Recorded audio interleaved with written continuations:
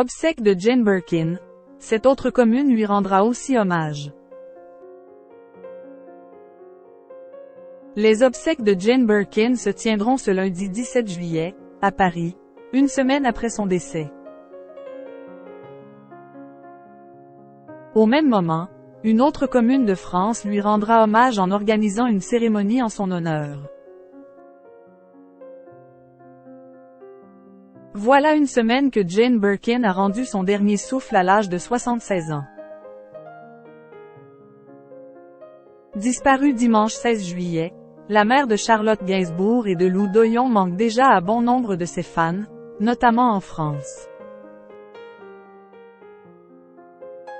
Et pour cause, celle qui était considérée comme la plus française des Anglaises a passé une bonne partie de sa vie dans l'Hexagone, notamment à Paris. Mais, par-dessus tout, l'ancienne compagne de Serge Gainsbourg adorait la Bretagne. Ces paysages, qui lui rappelaient ceux de l'île de Wight, où elle avait passé son enfance, faisaient battre son cœur. À tel point que l'actrice a emménagé à Lannilis, au bord de la mer, il y a 2 décennies. Cette commune du Finistère, où elle vivait une partie de l'année, était un véritable refuge pour elle.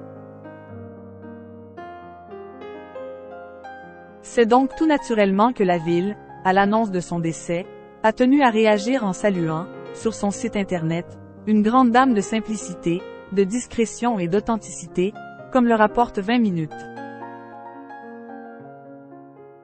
C'est cette simplicité, cette tranquillité que Jane Birkin appréciait à Lannilis. Elle était elle-même, sans être dérangée par sa célébrité, elle n'était pas une star, mais tout simplement Jane Birkin, vacant à ses occupations ou allant faire ses courses, peut-on lire aussi.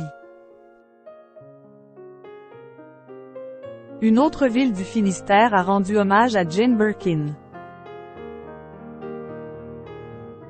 Mais ce n'est pas tout. Ce lundi 24 juillet 2023, soit le jour des obsèques de Jane Birkin, un hommage sera rendu à Lannilis. La mairie organise en effet une cérémonie, qui prendra la forme d'un moment de recueillement, à l'espace La Poutroie, en face de la salle Yves-Nicolas. Le rendez-vous est fixé à 10 heures. Lannilis n'est pas la seule commune à mettre l'artiste britannique à l'honneur.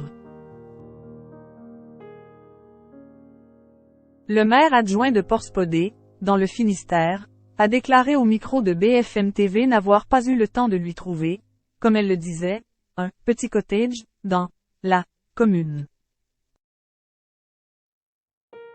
Mais en tout cas, je peux vous dire que les Bretons, et notamment les Finistériens, aimaient profondément Jane Birkin, car c'était quelqu'un d'extrêmement humain et de très proche des gens, a-t-il conclu.